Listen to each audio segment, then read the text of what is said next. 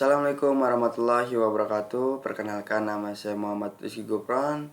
Saya mahasiswa Universitas Pancasakti Bekasi, Fakultas Ekonomi dan Bisnis, Program Studi Manajemen. NIM saya 2892050006. Kali ini saya ingin mengerjakan tugas UTS mata kuliah Manajemen Sumber Daya Manusia 1 dengan dosen pengampu Bapak Yoni Tesmanto SOS MM. Kali ini saya ingin menjelaskan tentang manajemen sumber daya manusia. Pengertian manajemen sumber daya manusia yaitu merupakan suatu proses menangani berbagai masalah pada ruang lingkup karyawan, pegawai, buruh, manajer, dan atau semua tenaga kerja yang menopang seluruh aktivitas dari organisasi, lembaga, atau perusahaan untuk mencapai tujuan yang telah ditetapkan. Dan manajemen sumber daya manusia juga untuk pendekatan strategi serta berhubungan untuk mengolah aset paling berharga milik perusahaan, yaitu orang-orang yang bekerja di dalam perusahaan baik secara individu maupun tim, dalam rangka memberikan sumbangan untuk mencapai visi perusahaan. Lalu selanjutnya yaitu fungsi operasional manajemen sumber daya manusia. Yang pertama yaitu pengadaan tenaga kerja.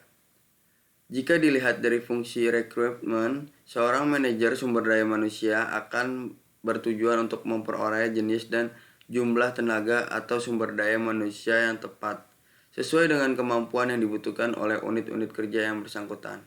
Yang kedua yaitu pengembangan. Setelah melakukan pengadaan tenaga kerja, kemudian dilakukan pengembangan. Hal ini dilakukan dengan tujuan untuk mengembangkan kualitas sumber daya manusia demi meningkatkan keahlian. Peningkatan keahlian ini dilakukan melalui pelatihan. Proses pelatihan biasanya dilakukan saat karyawan sudah diterima dari seleksi penerimaan. Selanjutnya itu yang ketiga, kompensasi. Fungsi operasi selanjutnya yaitu kompensasi atau pemberian upah.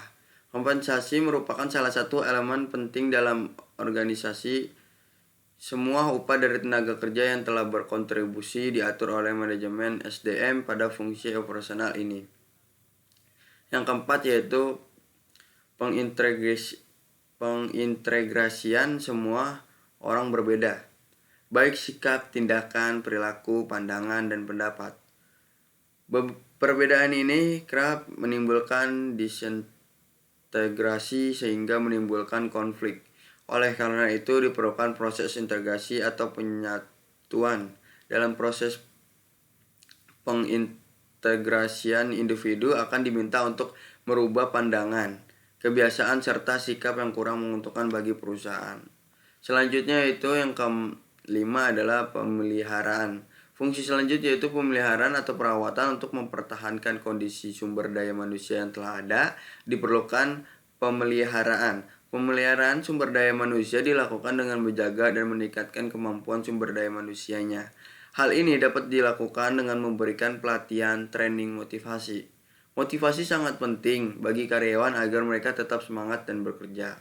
Yang keenam yaitu pemutusan hubungan tenaga kerja. Fungsi manajemen sumber daya manusia secara operasional yang terakhir yaitu pemutusan hubungan kerja. Dalam hal ini, semua pemutusan hubungan kerja baik pemisahan, pensiun, ataupun PHK itu sendiri diatur oleh fungsi manajemen SDM. Semua urusan pensiun pegawai yang telah lama berkontribusi pada perusahaan diurus pada divisi ini. Selanjutnya yaitu equal employment opportunity. Equal employment opportunity adalah prinsip kesetaraan, di mana setiap pekerja mendapat hak, perlakuan, dan kesempatan yang sama dalam bekerja dan mengembangkan karir. Pekerja berhak mendapatkan kompensasi atau promosi jabatan berdasarkan pertimbangan pendidikan, pengalaman, kecakapan, dan kinerja terhadap organisasi bisnis, bukan berdasarkan sentimen primordial. Manfaat penerapan prinsip equal employment opportunity yaitu bagi perusahaan ada yang pertama yaitu mendorong produktivitas, yang kedua alternatif tenaga kerja yang lebih banyak. Ketiga, meningkatkan loyalitas karyawan. Yang keempat, membantu perusahaan lebih efisien. Selanjutnya itu pengadaan tenaga kerja. Pengadaan adalah upaya proses untuk memperoleh jumlah dan jenis tenaga kerja yang tepat untuk memenuhi kebutuhan tenaga kerja yang dibutuhkan guna mencapai tujuan organisasi. Proses ini dimulai ketika para pelamar dicari dan berakhir ketika lamaran-lamaran mereka diserahkan atau dikumpulkan.